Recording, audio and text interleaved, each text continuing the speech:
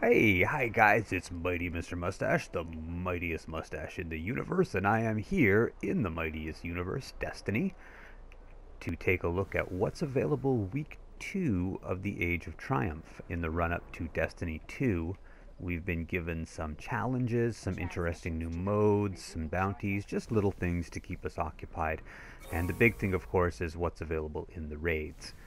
This week's raid is back to the Vault of Glass, which has been brought up to 390 light. If you play Destiny, you'll know what that means. If you don't, it means that they've raised up the first year raid to the third year difficulty and challenge and playability. They brought up the difficulty. And they've added some challenges within the raid, which will get you some nifty new loot. Mainly, if you do these two challenges, you have, I think it's a chance, but a darn good one, of getting a primary weapon with an energy type. And again, if you're not a fan or familiar with Destiny, it doesn't much matter to you. But primary weapons, you know, your basic guns, don't usually come with an energy type that penetrates certain shields. They used to, and then they moved them out in year 2. Now they're bringing them back just in this special case. You have to do a very difficult challenge. Let's go to Orbit and take a look and see what's on the tracker and what's available across the board. I've gotten into a few of these things and just had a look ahead of time so that I can give you some info. As always, you can slap a like, you can share, and you can subscribe for more content, not just Destiny. Take a look at my channel. We do all kinds of different things. Okay, so set the destination, and here we go. We have weekly featured raid is Vault of Glass. There is the Templar Challenge and the Atheon Challenge. Apparently he's pronounced Atheon, not Atheon, as we all thought for 2 years.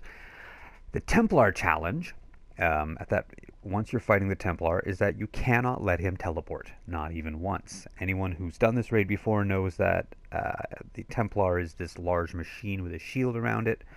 You pick up, one of your party picks up this item, which charges up and then fires a bolt of energy at it, knocking its shields down. You have about 10 or 20 seconds to do damage to him, and then he teleports to a new location. You can prevent that teleport by having someone stand in the white circle that indicates that location. The problem being, he'll stay where he is and summon in some harder enemies, some minotaurs at this point. So you're going to have a harder time fighting the extras, the add-ons, while doing this, and you're going to have one person in your party who's literally just running around stopping him from teleporting, getting from place to place. That'll take some practice and timing, but it's not impossible. The Atheon Challenge is straight up diabolic. You need to go into the Venus or Mars alternate dimension that he teleports you to each time and take out the 6 oracles that appear, but each person in the team has to take out one and only one oracle. Again, if you've done this, you know that's really difficult because somebody needs to be outside holding open the portal or you can't get back out. Here's the mechanic. Right from the beginning. When Atheon is ready, every cycle, let's call it, he will choose randomly 3 members of your team and teleport them either to an alternate dimension on Venus or on Mars, and those correspond to the left and right sides of the battle area. There are these small teleport circles that you need to stand in to open the gateway and let those people back out of that area. So 3 people go in, 3 people stay out. They fight ads that show up, and they hold that little teleport circle in order to allow your team back out. The team that goes in picks up a relic, a shield, it looks just like, and again, that's that same thing that takes down the Templar shield. It allows you to do damage to Atheon, specifically a lot of damage to him while it's there, and creates an overshield. On their way back out, they need to kill 6 oracles, these glowing green balls of light that mark you for death. And they need to kill them pretty quickly and then get their way out. So the way the challenge works is the 3 guys who go in kill 3 of the oracles.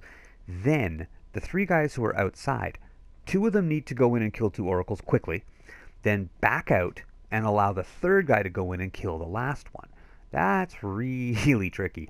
I would suggest getting the earlier ones done by your outside team so they can just hold the outside.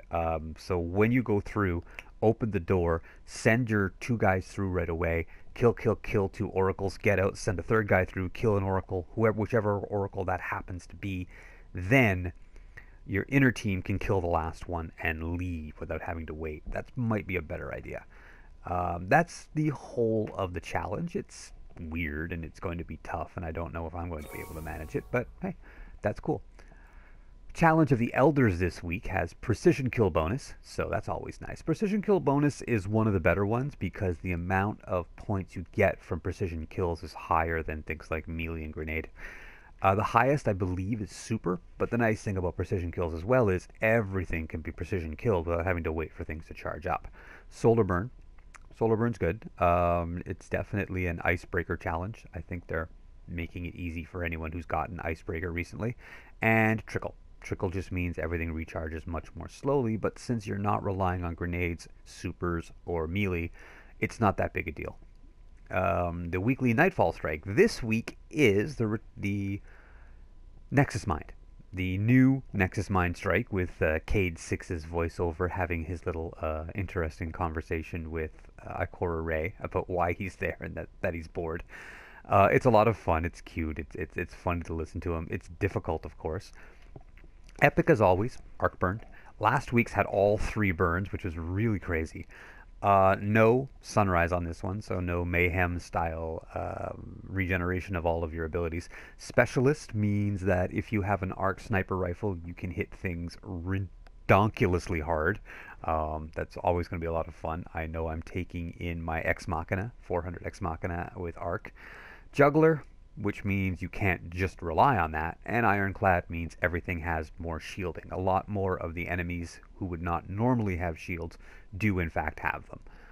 It's going to be fun. I'm going to try and do it. Maybe I'll post a video of Fireteam Blackwatch doing this.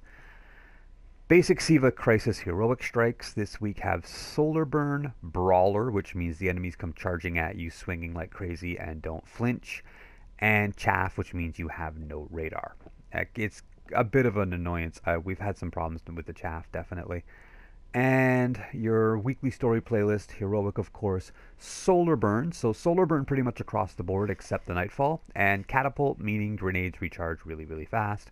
Your competitive multiplayer of the week, which allows you Treasure of the Ages and the like, are Zone Control, which is not the same as Control. Zone Control is a bit different. You earn points for holding the zones as opposed to in regular Control, where you get more points for kills depending on how many zones you have. It's a minor difference, but that's it. I think it also is a larger area and potentially allows vehicles, I think. Beyond that, there isn't much to worry about. That's pretty close to the whole Megillah right there. As always, you can get Treasures of the Ages, you can get all kinds of interesting things. This seems to be a week with Solar, where things like the Black Spindle, the Icebreaker, anything else. I love my Baron's Ambition, but of course the Raised Lighter. If you have a Sunbreaker, you're going to see a lot of Sunbreakers and Sunsingers. Time to bring out that old Gunslinger with the Celestial Nighthawk helmet and see how fast you can take down a boss. And that's about it.